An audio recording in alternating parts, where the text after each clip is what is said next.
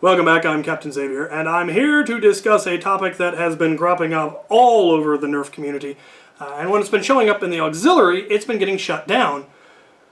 And this has made a lot of people very angry. They've accused us of some very uncharitable and unkind, and I would very much argue inaccurate things. And I am, of course, talking about brand bashing. Obviously, many of Hasbro's recent choices have made a lot of people very angry. And some of their competitors, especially Dart Zone's recent choices, have made us very happy. And as a result, people are bashing on Hasbro pretty hard right now. And the fact that we keep shutting down these, rants about how horrible Hasbro is in our space has gotten us accused of being Hasbro shills. Which, given that I'm on Hasbro's blacklist and they absolutely refuse to acknowledge my existence and the fact that one of my most famous blasters is not a Nerf blaster, would suggest that that's a fairly ridiculous assertion. It has nothing to do with who is being bashed. It's the bashing. Because it doesn't serve any purpose. It's just complaining for the purpose of complaining without presenting a solution. And the word for that is whining.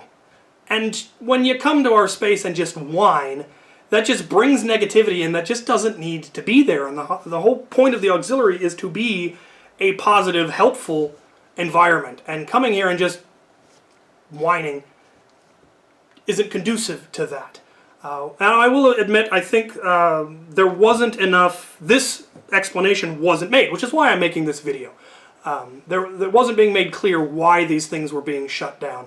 And what also wasn't being made clear is what you should be doing instead that actually is positive and useful. So that's what I'm going to talk about here. There's all sorts of speculation as to why Hasbro has done what they have done. And I have no evidence one way or the other. My theory would be that it's mostly economic. They discovered they could save a couple of cents per blaster by having less screws, and over the course of millions of blasters, that adds up to a lot of money. Other people have argued that they are actually, obviously, finally, truly, directly targeting us, and I think that's arrogant and very self-centered of us to think that we are a blip on Hasbro's radar. They are a multi-billion-dollar corporation, and we are a relatively small community that they've largely ignored. I think it's merely a side effect. The cost-cutting things that they have done has made things hard for us. And I think they know that. I don't doubt that they know that. But they probably did the math, and the amount of money they're saving with that, they think will offset our community not buying those blasters. Time will tell whether or not that's true. And again, that's pure speculation. Don't quote me on that. For all I know, there is a guy, at Hasbro, with a big mustache going, how shall we destroy the mod community? I know, we'll glue the blasters together. I kind of doubt it, but, there could be a snidely whiplash in Hasbro. Who knows? So, positivity. How can we what's the positive ways that we can deal with this? Well, obviously, focusing on the good things. The companies that are coming out with stuff that is very clearly catered to us. We've had this for a while. Worker has been all about the mods, and they really pioneered a lot of the mod stuff that we have nowadays. And there's also all the designers within our community, Out of Darts and Foam Blast and Containment Crew and all of those other awesome companies that have cropped up, small companies that have cropped up, specifically tailoring and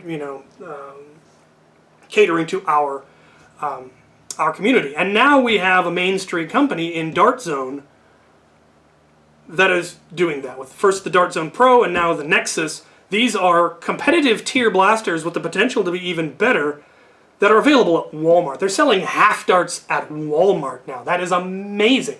That is something I never expected would happen, honestly. I knew Hasbro was never going to do it, and I didn't think that one of the small companies would be willing to take that risk. And we really need to make sure that it pays off for them. And I don't think that's going to be a problem. Those things are selling out the instant they hit stores.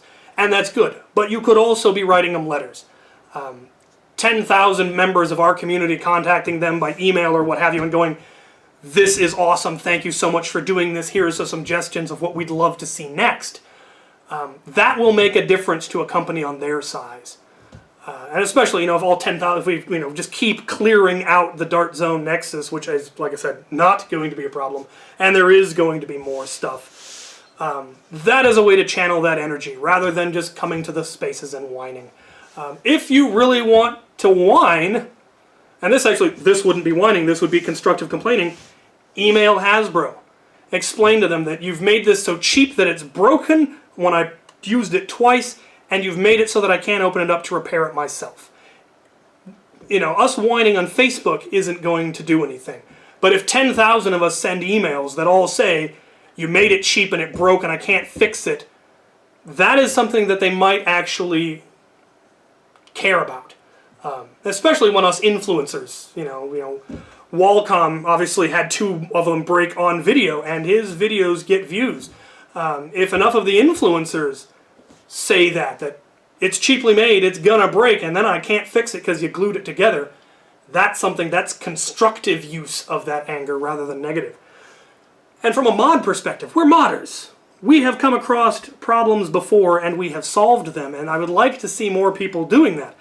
How do we deal with the fact that they're not having screws, they're having clips, and that they're glued together? Clips are going to break, glue is a problem. Not having screws means even if you do cut it open to get inside, you can't hold it back together. How do we deal with that? Well, let's look at, are there better techniques for popping the clips without breaking them? Are there ways to replace or repair the clips if they do break?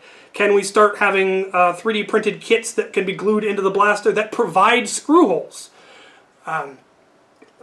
Techniques for breaking the solvent weld. Is the putting it in boiling water still a good solution? Are there solvents you can use? How do we get around this? And there is, of course, the question of, is it worth the effort? And it just might not be. It might entirely be that, nope, 2.0, Elite 2.0 is a write-off, it's just not worth the effort. And we make that clear to Hasbro and hope that they fix things. Will they? I don't know. But whining about it on Facebook and the auxiliary Discord is definitely going to achieve nothing but creating more negativity in the world, and we just don't need it. There's more than enough negativity in the world right now to go around. So that is why we're shutting it down when it's just whining. If you present it in a constructive way, that would be allowed and would generate good, useful discussions and may come to solutions that we can then spread to the wider community of, yeah, hey, we found a way that you can get it open, or this person has developed a thing that will then allow you to close it. I'd love to see rail attachments that are specifically designed to hold shells together, so that you slide your rails off and the blaster just opens up, or pin systems that are designed to retrofit these blasters. I'd probably do stuff like that on my existing blasters. If I could get rid of the screws so that it was, you know, toolless disassembly, I would love that. That may be what we have to do. And if that is what comes out of Elite 2.0, is that we developed toolless ways to open our blasters and close them and hold them together, that would actually be a huge positive thing for the community in my opinion. So look for the positive. This is, I mean, I can't be the only person that thinks this way. There are positive things that can be done, and there are positive ways to go about this. And there are useful ways to channel that anger and that annoyance, because we are angry. Hasbro used to be the company. It was Nerf or nothing.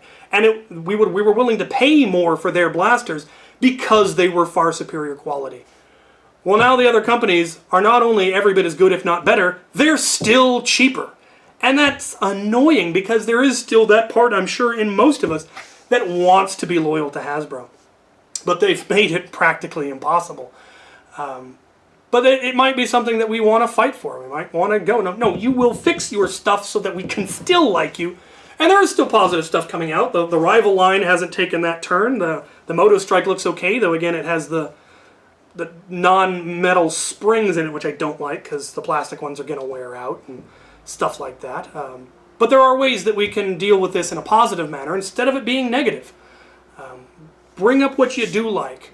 Find ways to use your constructive, your anger and your negativity in a useful manner, because it is possible and it should be done. So there's what's going on. There's why your stuff is getting shut down. We're not killing your First Amendment rights. We're not Hasbro shills. We're just trying to improve the community rather than filling it with more negativity. And like I said, I think this wasn't made clear enough, or it wasn't explained what was wrong, why it was wrong, and what we could be doing instead. Thus, my creating of this video. So this is my apology to those of you that got shut down and you didn't know why. This was why. Hopefully this will lead to some good discussion, because there are some neat things that I really think could come out of this as a result. So, yeah. There is something weird going on. Anyway, I'm going to see what's going on. Thank you guys for watching. Hopefully this makes your day a little bit better.